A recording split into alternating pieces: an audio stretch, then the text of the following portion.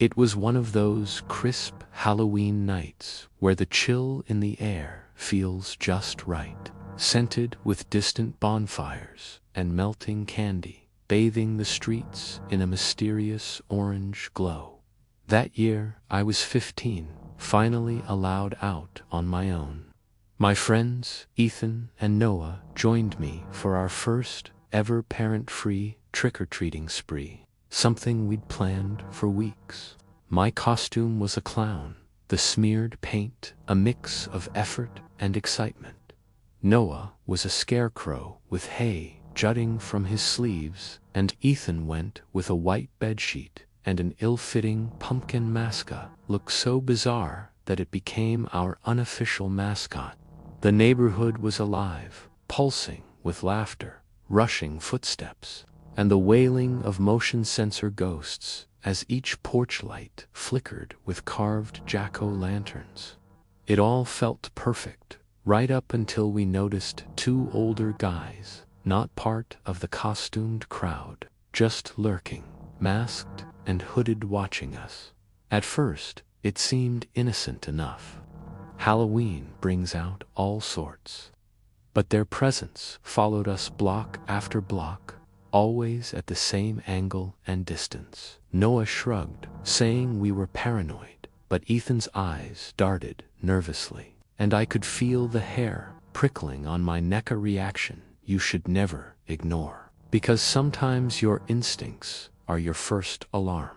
Determined to break the pattern, we tested them, looping down random streets, cutting through alleys, but the two figures mirrored every move, confirming our fears. Ethan whispered, shaking, "They're following us," and Noah tried to lighten the mood with bravado, offering up a daring plan. We'd cut through the woods, a shortcut everyone knew, but only during the day. The alternative, being cornered on open streets, seemed much worse, so we sprinted into the trees, swallowed by shadows and silence. The woods at night are a different creature. The last streetlight faded behind us, leaving nothing but the sound of our uneven breathing and crunching leaves.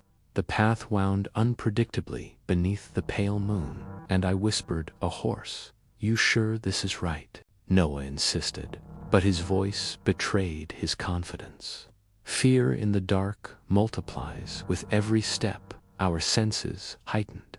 Each snap of a twig magnified, every rustle interpreted as a threat. It's how the mind protects us, warning us to be careful, but also pushing us to the edge of panic. Suddenly, footsteps echoed behind us, low, deliberate, never deviating. Ethan spun, his pumpkin mask askew, whispering, "Did you hear that?" Silence answered, until the crunch came again, closer, much closer. We broke into a frantic run, slapping branches out of the way, tripping on roots we'd walked 100 times in daylight but never truly noticed in the dark.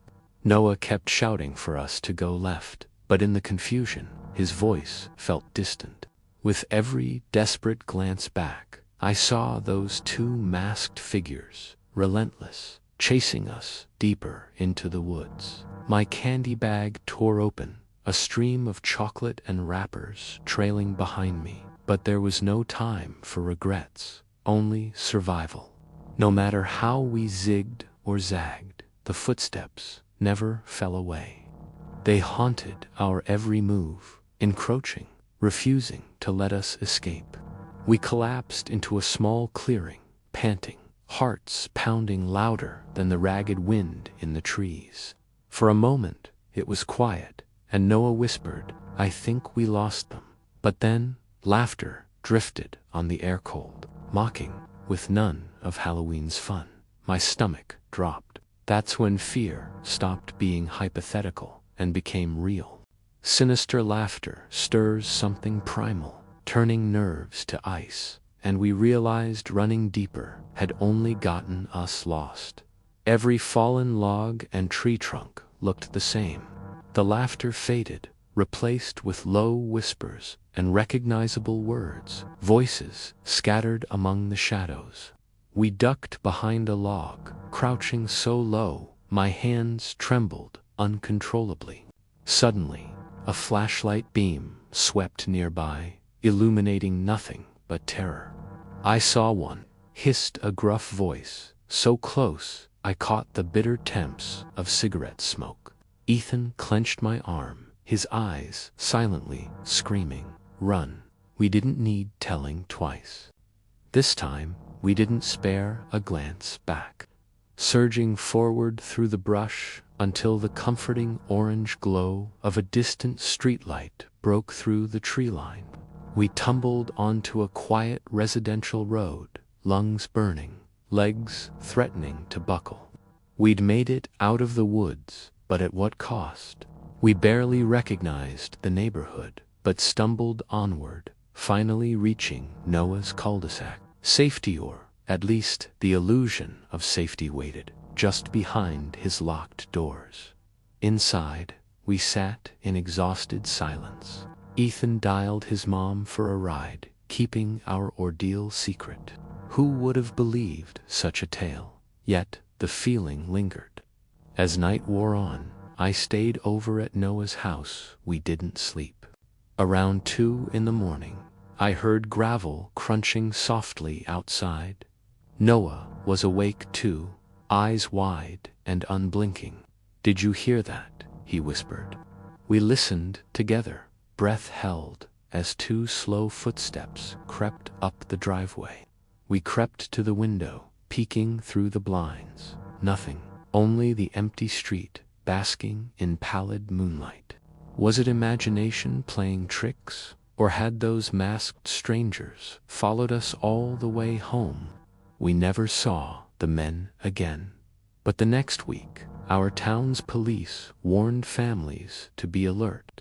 Masked strangers had stalked children that Halloween, but nobody was ever identified.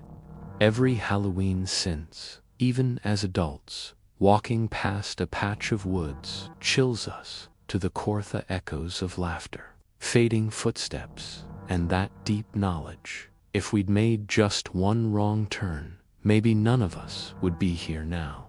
If hearing our story made you check your window or double lock your door, you know the feeling. Subscribe for more true horror stories, because the scariest monsters aren't always ghosts or demons. Sometimes it's just people watching, waiting, and following you home. Remember, trust your instincts, stay alert, and make every Halloween a safe one.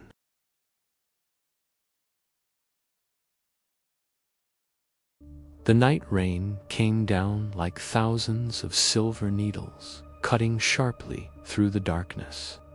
Daniel Cross gripped the steering wheel tightly, his windshield wipers struggling against the relentless storm. It was nearly midnight.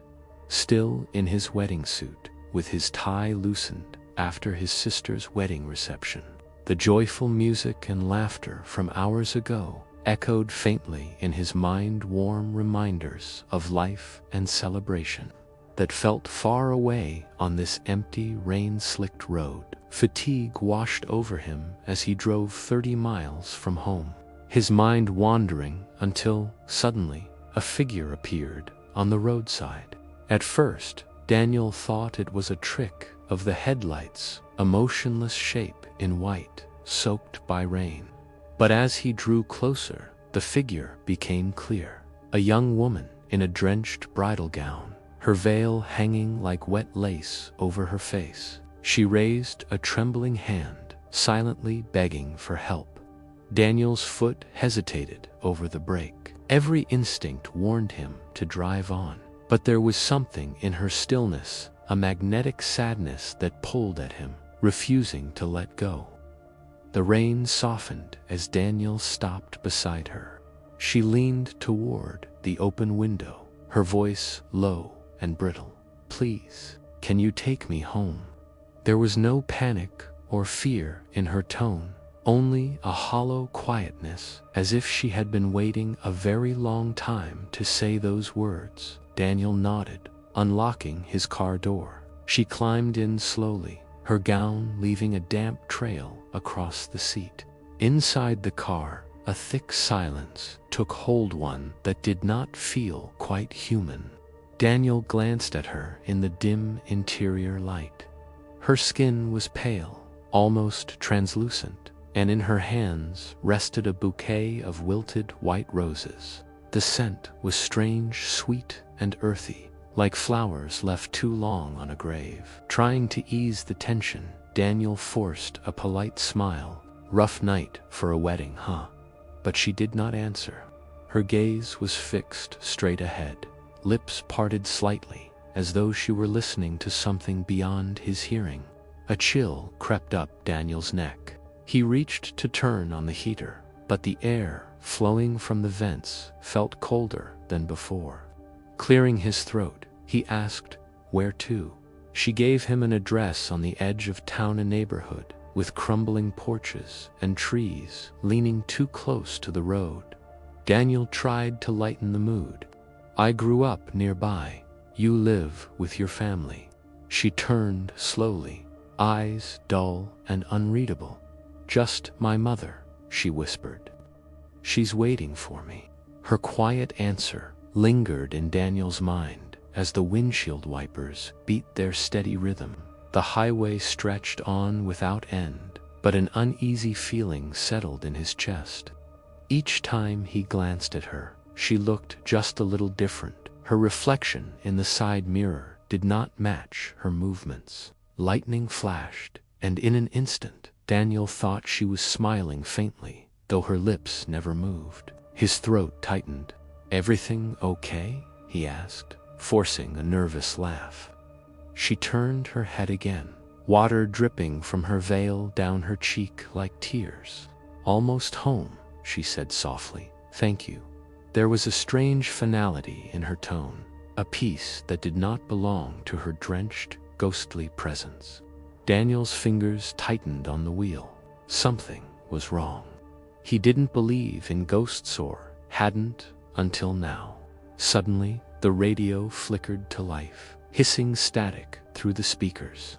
Then, through the distortion, a faint melody emerged, the slow, warped tune of a wedding march, like an old record playing underwater. Reaching to turn it off, Daniel froze when the woman whispered, "That was my song. We were supposed to dance to it." Her voice was distant, more memory than speech. Her bouquet slipped from her lap, scattering damp petals on the floor. Daniel's heart hammered in his chest. He swallowed hard, eyes flicking back to the road. "We'll be there soon," he said, voice trembling. The town's outskirts appeared through the rain-soaked night. Flickering streetlights illuminated cracked pavement and puddles reflecting the storm. The house came into view, a sagging old Victorian at the end of the lane, its porch light swaying in the wind. Daniel pulled to the curb and turned to tell her they had arrived, but the seat beside him was empty. The door remained locked. Only the faint scent of roses and rainwater lingered in the air. Frozen, Daniel stared at the empty seat, the damp impression of her body still visible on the upholstery. Confused, he stepped out into the rain and ran toward the porch. He knocked, and after a moment, an old woman answered. Her gray hair was tied back, her tired eyes wary. "Can I help you?" she asked softly. Daniel hesitated. I just dropped off someone, a young woman named Evelyn. She was wearing a wedding dress." The woman's face transformed into grief.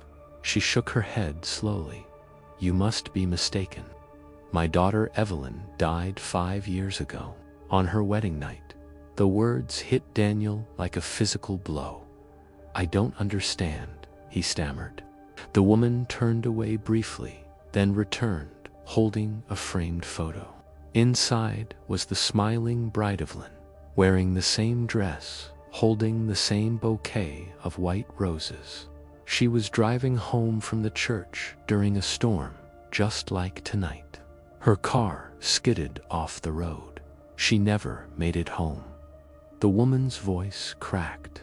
You're not the first to say that. Every year, someone claims they saw her, always by that road, always asking for a ride home. Daniel's knees buckled. No, he whispered. She was in my car. I spoke to her. The wind howled between the houses as Daniel stumbled back to his car. When he opened the door, the bouquet was gone. Only the faintest trace of perfume remained, sweet and cold, like rain over flowers. His heart pounded as he drove away, the rain chasing him like desperate hands pounding against the windshield. That night, sleep betrayed him. Closing his eyes only brought her back, pale, drenched, silent in the passenger seat.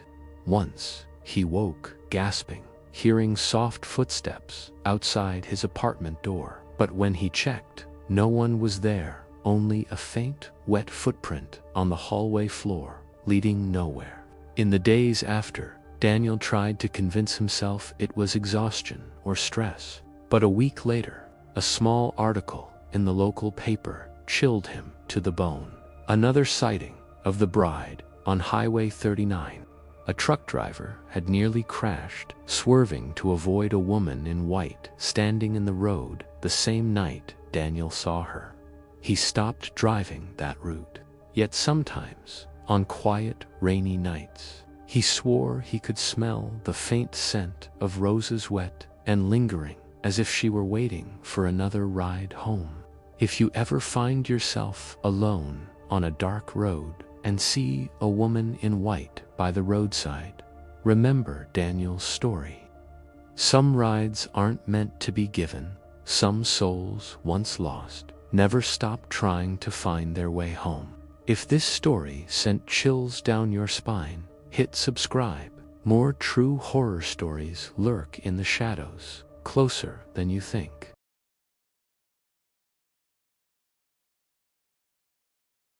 It was Halloween night 5 years ago. I was 15, caught in that awkward middle ground, too old for trick-or-treating, too young for anything thrilling to happen. My parents were out at some work party in the city, and my best friend Aiden was over, ready for a low-key night. We planned the usual: snacks, video games, maybe a scary movie marathon in the basement. Nothing wild, just safe fun. But I didn't know then how dangerous boredom on Halloween night could be. The harmless plan we made, it'd spiral into the most terrifying night of my entire life. Our basement was unfinished dark, echoing void, with a single old couch shoved in the center, a TV perched on a rickety stand, and boxers stacked like silent witnesses against the walls. Even in daylight, the place felt off. Shadows clung to every corner, threatening to swallow you whole.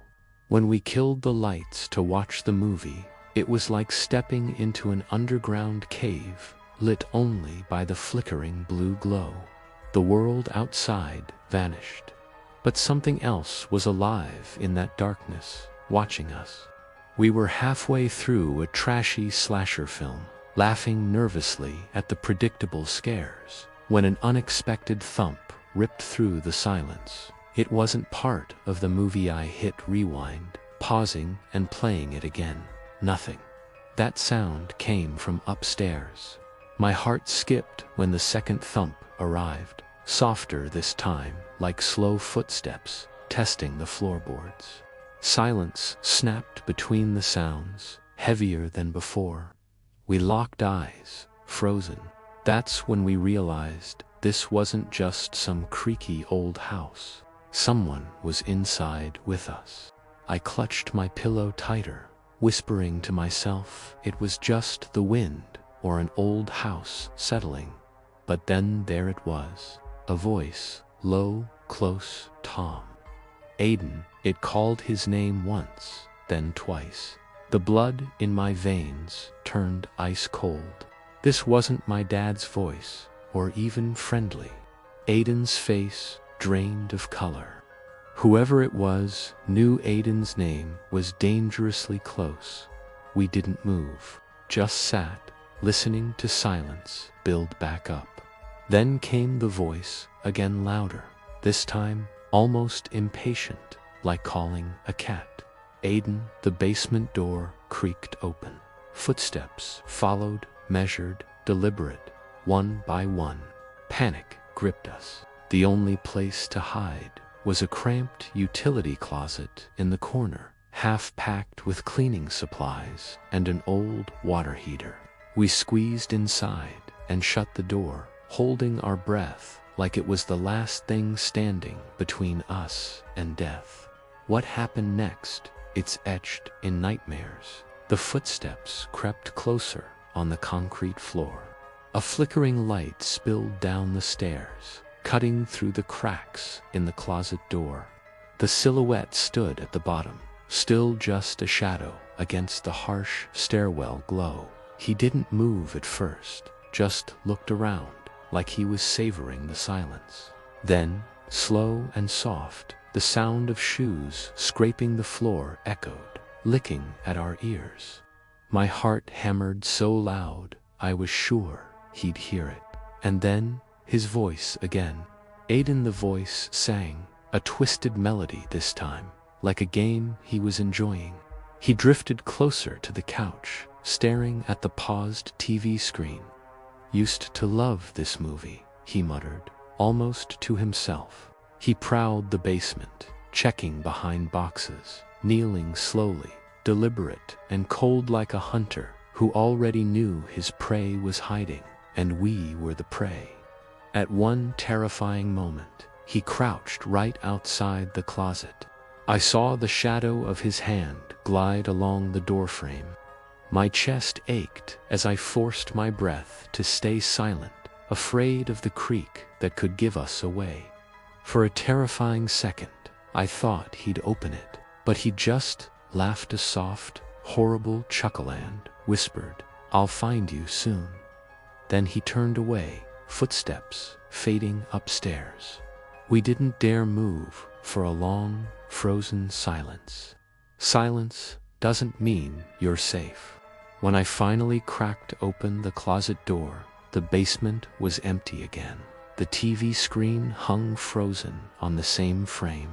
Aiden looked pale, trembling. Minutes passed in uneasy quiet before we crept up the stairs. Each step groaned louder than ever, like they were screaming our presence. I peeked into the hallway, empty, but the front door wide open. Cold night air crawled in, sending chills racing up my spine. He had left, but not before proving he could get in. I slammed the door shut and bolted the lock. We didn't call the police that night, too scared to talk, too shaken to move. Hours later, my parents returned, clueless to the terror that had unfolded. I told them everything, the voice, the footsteps, the man in the dark. They searched the house, finding no forced entry, no footprints, no sign anyone had been there. It was like the darkness swallowed him whole, as if he'd never existed at all. The cops came the next day, just to be safe, scanning every inch inside, outside, the yard, even the streets. Nothing.